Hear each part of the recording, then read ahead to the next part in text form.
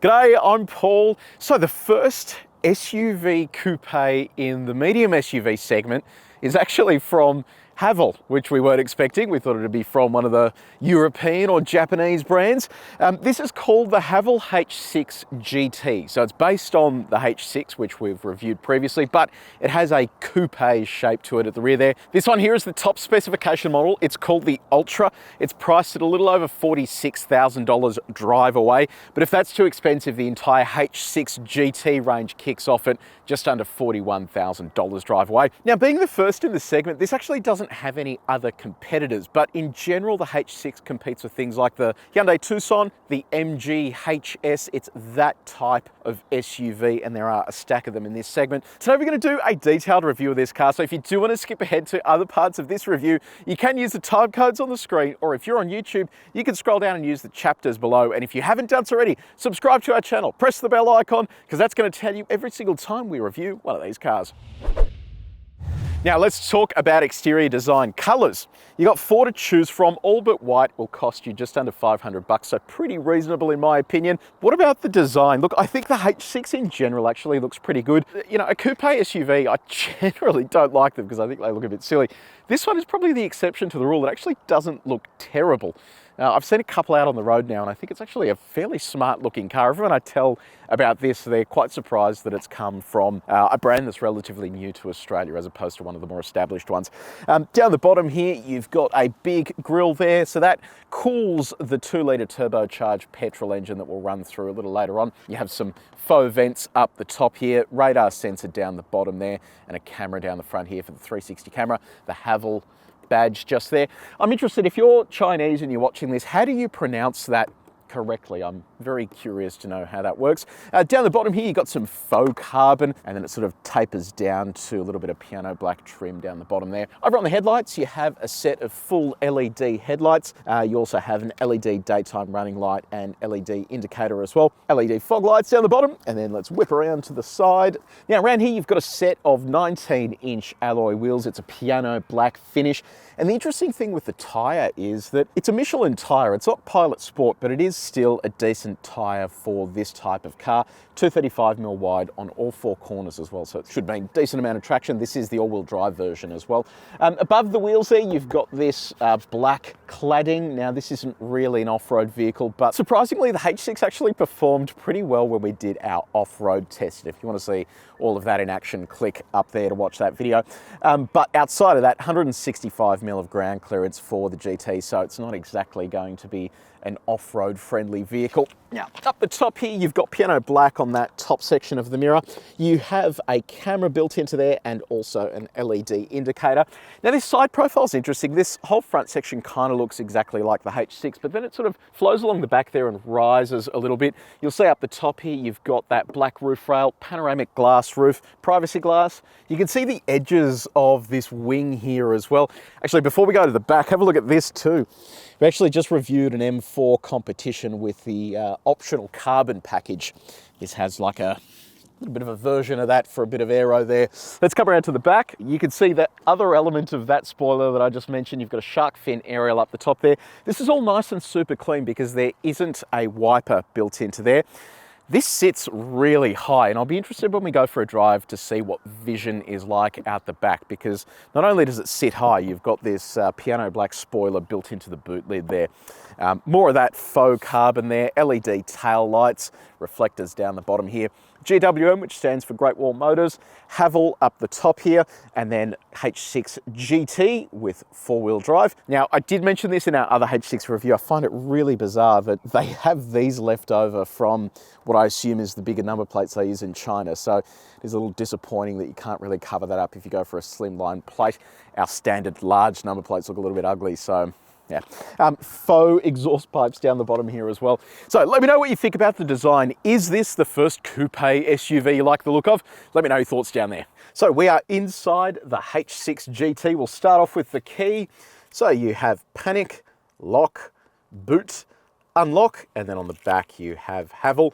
This is a proximity sensing key, so you can leave that in your pocket. Once you're inside, you have a push button start. Now, sorry if there's noise during this video. There's other testing going on today at the Proving Ground, so you're going to hear a little bit of stuff in the background. So I said this before with our other H6 review. This is a beautifully presented interior, and I think if you compare this to the other SUVs in the segment, Haval has really gone to a lot of effort here to make sure that this is nicely presented. You've got these super high resolution screens that are neatly fitted to the cabin, soft touch materials along the dashboard here, minimal use of piano black aside from this little front section. Really is quite an elegant and classy looking interior, especially when you consider the top spec of this car is just under $46,000 drive away. And then the GT adds some premium touches. You've got this GT insignia here in the seat. Let me know whether you think, if I get my phone out here, whether you think that looks similar to that. Interesting. In addition to that, you got that sort of Alcantara material on the seat and also here in the center section. Now, what about your touch points? So that is nice and soft. Same on the door there, really nice and comfortable. How soft is it? Well, we've got our durometer. We've tested the main surfaces in this cabin. If you want to see how this car compares to other cars that we've tested before, have a look at the link in the description below. Now, build quality. What is it like? Tiny bit loose there, but for the most part, this actually all feels really nice. Hey, do you have a Haval H6? What's it been like in the long run in terms of build quality? Let me know in the comment section. And then door test. That sounds really good. Now let's talk about infotainment. So you have two sets of screens inside the cabin here. You have a 12.3-inch display and then a 10.25-inch display. Both of these are really high resolution, and I even love the fact that with the screen here ahead of the driver, it has an active animation. It's not overly distracting, and it's always sort of running in the background there, spinning around slowly. It's like the globe. And then as you move through the different drive modes, you'll see when we go for a drive, it changes the screen there and the way that looks. Here on the main infotainment display, it's all pretty straightforward, but it can be a little bit fiddly to use while you're driving. And a good example of that is the air conditioning. While you're driving, there's no sort of immediate controls here that allow you to change things like temperature. You've got to kind of just focus in on this and press up and down, or you have to go to like the full menu and then faff around with that a little bit as well, which is a little bit annoying, but you know, it's okay. Over here on the radio front, you only have AM and FM radio. There's no DAB digital radio. There's also no inbuilt satellite navigation. It's all driven through smartphone mirroring, so you do have to hook up an Android or an Apple smartphone for that to work. In terms of that, you have both Apple CarPlay and Android Auto. They're both wired. I'll show you what Apple CarPlay looks like to start with. So full screen integration, nice and high resolution and quick and snappy there as well. You can drive voice commands through that as you go. And this is what Android Auto looks like. So there you go, another full screen integration. You'll notice here as I go to the menu, the maps move over here instead. All nice and quick as well. Forgot to mention earlier that it has an 8-speaker sound system. Sound system's good, nothing sort of spectacular, but it's there anyway in case you want to listen to your AM or FM radio or the music through your smartphone mirroring. Now, what about your safety tech? So you have autonomous emergency braking that works forwards and reverse. It has pedestrian and cyclist detection, in addition to junction detection as well. So it is quite a sophisticated setup. You have an auto dimming rear vision mirror. Over on the wing mirrors, you have blind spot monitoring built into those. You have radar cruise control with lane keeping assistant and a lane departure warning. We will test that technology a little bit later on when we go for a drive. You have rear cross traffic alert. Then on the parking front, you have both front and rear parking sensors and a 360 camera. So I'll show you what that looks like. The quality of that is fantastic. Like, this is probably the best quality reversing camera I've seen on a car today, which is pretty awesome. So you can clearly see what our suitcase says there. You've got guidelines that move with the steering wheel. You have distances over here in centimeters. You can switch that over to a 3D view that you can then control if required. Then in addition to that, you can also zoom into certain areas of the car. So you can see that's the back wheels.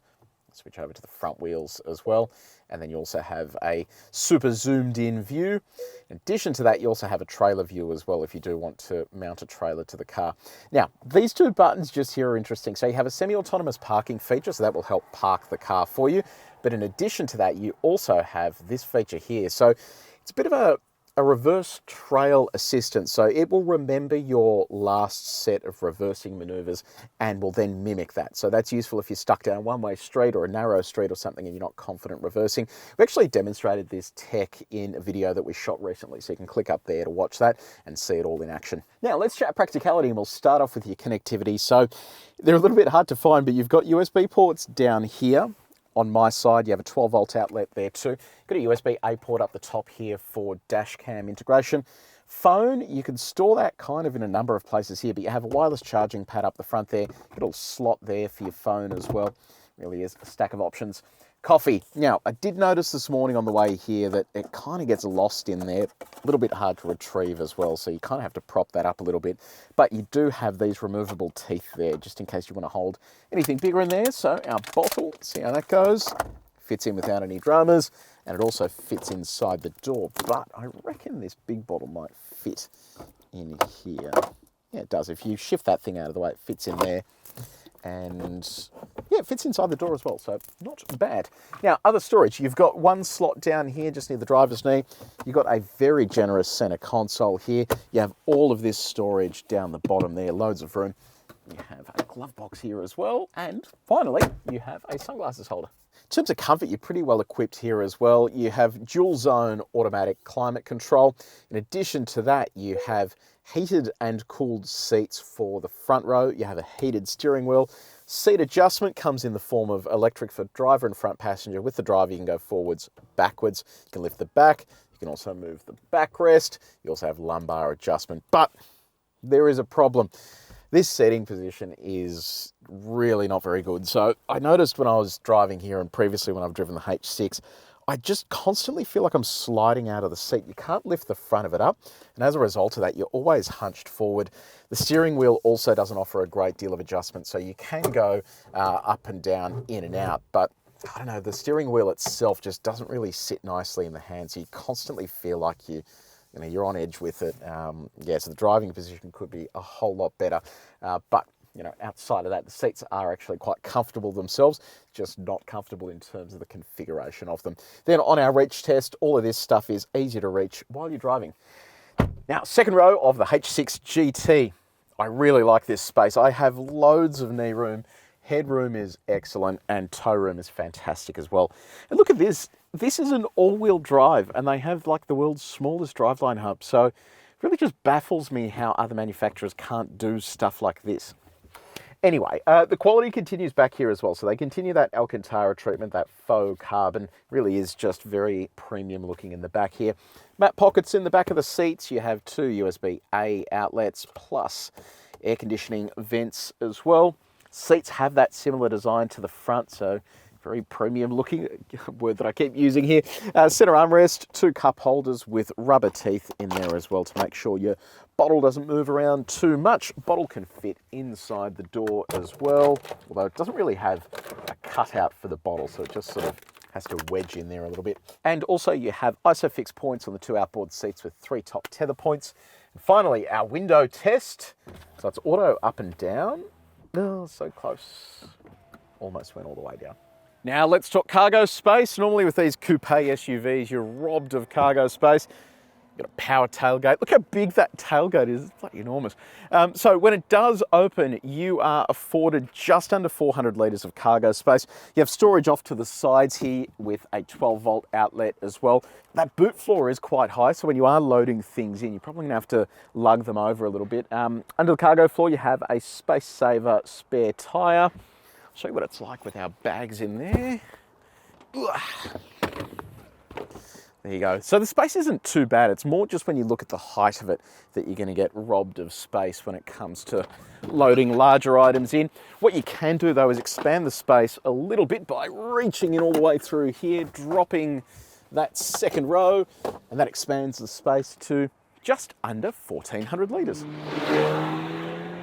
So we've just hit the road in the H6 GT. Now powering this, it's an interesting engine. So 2-litre turbocharged 4-cylinder petrol engine. Makes 150 kilowatts of power and 320 Newton meters of torque. So got a little bit of pep to it, a bit of spice to it. And the interesting thing is, when I first switched this on, I thought, is that an exhaust note I hear? So when you do rev it on the spot, this is what it sounds like.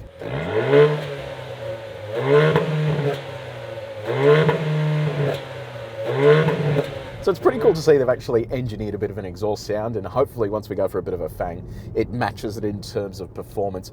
Now that's all mated to a 7-speed dual clutch transmission, and that dual clutch transmission really isn't great. And I don't know, it's one of the things that I dislike the most about the H6 just in general, and it's just how sort of clunky it feels at low speed. It's very sort of on off, and it's not very smooth. So they obviously haven't learnt a great deal from Volkswagen, who seems to have kind of perfected the dual clutch gearbox now. This still feels just a little bit underdone when it comes to just the way that it feels behind the wheel. And the other downside as well is that when you are just sort of tootling along and you go to stab the throttle, it's just a fairly decent lag between it sort of being in the gear that it's in and grabbing the next gear. And the whole purpose of a dual clutch is, yes, to aid efficiency, but it's also for that speed, and this doesn't really have that gear change speed that you would expect with a performance-oriented dual clutch. Now, unlike the entry level, this uses an on-demand all-wheel drive system, and as a result of that, you are going to use a little bit more fuel than just the two-wheel drive at the entry level, but it should mean that you get a slight bit more performance when you do step on it. Surprisingly, if you do want to do any towing, 2,000 kilogram braked towing capacity, so that's actually pretty good for an SUV in this segment. Now, Haval claims a combined fuel economy of 8 litres per 100 kilometres. We are currently sitting on 10.2, so a little bit higher. We have been doing our sort of faster driving here in the morning just to see what it was like, and yeah, look, I think 10 litres per 100 k's is pretty reasonable for a vehicle this size. And the other good news as well is that it can be powered by just basic, regular, unleaded fuel. You don't need to go for the premium stuff. Now, what's it like when you do step on it? You've got normal, sport, eco, snow, race, sand, off-road. I'm going to flick this into race mode. See what this is like. It actually makes the exhaust louder immediately. It's got this bit of body roll there. It's actually not too bad. It's got a sort of half decent mid-range. And the all-wheel drive system seems to actually be quite effective. When you're ploughing through the corner there, if this was just front-wheel drive, it would really push wide at the front there, but it's hoofing along nicely. Look at our back section here. Yeah, I really don't like this steering wheel. It is hard to hold on to properly, especially through these corners. And you're kind of having to really have a death grip on it. That's the other thing I noticed as well. If you catch the brakes a little bit too hard, it brings up the hazard lights. It thinks you're going to have a big moment. All right, here's our back straight. We'll see what it's like through here. You can go into manual mode as well, but the gearbox seems to be doing a decent enough job in race. All right, foot flat to the board. Picking up speed okay, actually. It's not too bad. There you go. Yeah, and that kind of brings up the next point, the brakes. Wow, I did notice this morning when I was going for a couple of faster laps that the brakes just really don't feel like they have enough in them to actually pull you up. So I think the brakes could definitely do with some work. But just in general, it actually sort of gets along okay. There is a fair degree of body roll, and the body control isn't fantastic when the speed picks up. So they're kind of halfway there with it, but yeah, it desperately needs a bigger set of brakes and probably suspension that's capable of handling some of those direction changes a little bit better. But yeah, look, for the most part, it's actually okay. It's not too bad. It's smile-inducing to some degree. Now, Haval doesn't have an official 0 to 100 time, so I'm going to put it up against our GPS measurement device here and see how it goes. I'm going to stick it in race mode because, you know, race, why not? And we'll see what happens. Here we go.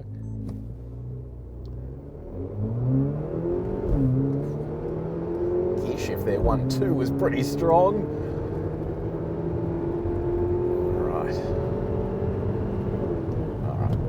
So we'll come to a stop. Let's have a look at our numbers there. So 0 to 100 in 8.2 seconds, and then our overtaking test 80 to 120 in 5.7 seconds. So yeah, those gear shifts are pretty brutal there. It doesn't really have a launch control, not that I can tell. So I think with a launch control, it could be a little quicker given it has a dual clutch, but yeah, 8 seconds thereabouts isn't too bad. Okay, so time to see how quick the H6 GT will go in reverse. So There's reversal. See what happens. Here we go.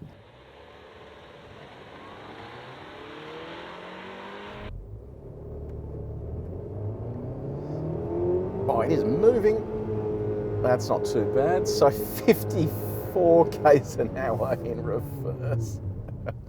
Very impressive. So if you do need to get away from anyone, the H6 GT has you back. Let's talk about the ride. So in and around the city, it's actually quite nice. It's got enough softness to it, but it can be a little firm at times. It's got that sort of sporty tune to it, but it rides well with these tyres, which is what I like. It'll do speed humps, cobblestones, all that sort of stuff really nicely and gently. But it's when the speed picks up a little bit that it can be not great, and that affects its handling through corners. We've got our sine waves coming up here. I'm going to dial up 130. It just really doesn't have a great deal of body control when the speed picks up. And these are the type of roads you're going to see in the country when you are sort of hoofing along at a normal speed, especially if you do have a bunch of passengers on board. So here's 130. Oh man, it like literally just catches the top end of the suspension run there. It really just doesn't have any control at the top end. We saw that with the Haval H6 normal SUV as well, and it obviously hasn't been improved here for the GT. And ultimately that's going to affect your handling if you do try and go for a sportier drive, because you'll hit a bump mid-corner and the thing will just float over the road, and it really just isn't confidence inspiring. Let's talk tyre noise. So it is actually not too bad, the noise that you're getting from your tyres and also road noise. It's a pretty quiet cabin at highway speeds, so the noise insulation is fantastic. So I think I've done a really good job there, and it's going to mean that if you do a long distance trip with a family, it's not going to drive you nuts every time you hit a coarse chip section of road. Visibility, what's that like? So commanding driving position, I can clearly see down the fronts of the car there. The wing mirrors are nice and big as well, so I have good visibility down the side of the car. We've got our blind spot monitor there too. The back visibility though is really, really poor. So I mentioned at the start of the video, that boot is huge and it sits so high up that when you look out the back, it's a tiny little envelope and you can barely see anything out that back window, and I think that's really disappointing. You know, you can have your coupe SUV design, but ultimately I need to be able to see out of the car, and in this instance I really can't see all that well. They can fix that with stuff like a digital mirror, but that's not an option here in Australia.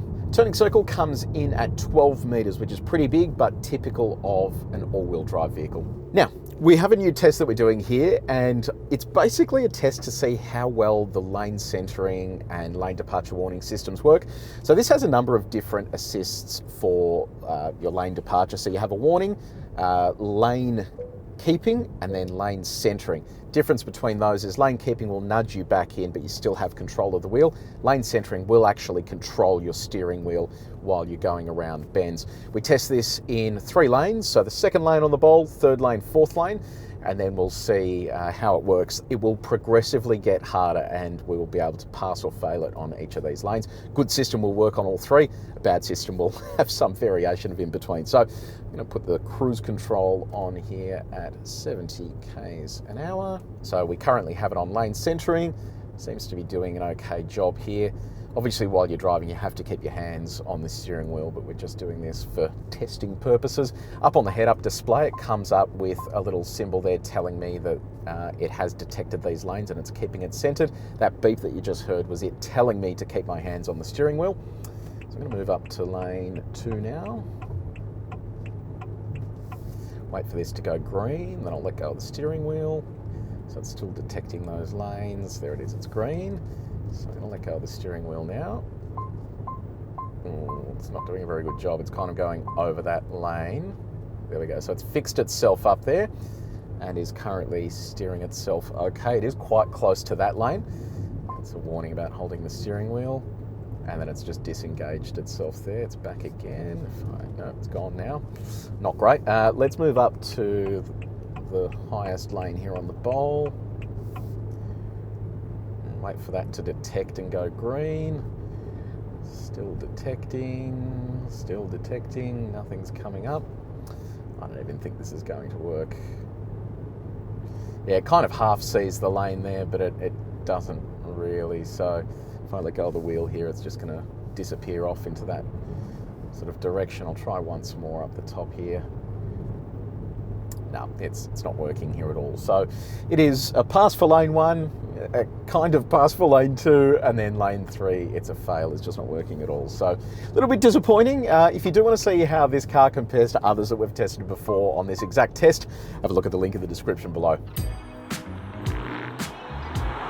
So the Haval H6 GT, I think in terms of price and features and also design, it actually looks pretty good, especially in that sort of dark green color. It really strikes a pose. It has a good presence out on the road. It does all that stuff great.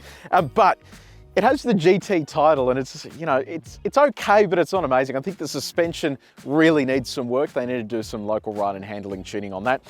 The brakes need some work as well, especially if you're going to be doing some sportier driving, and probably the gearbox as well. So yeah, look, it is fine for driving in and around the city. It has enough punch for overtaking and stuff like that. But if you do want to have a bit of a sportier drive and have a bit of a punt, because, you know, you enjoy your weekends, this probably isn't quite going to fit the bill. So let me know in the comments section below, what do you think about this? Are you all that fussed that the ride isn't that great? Or are you happy to just take it because it looks pretty good and is excellent value for money? Let me know what you think in the comments section below.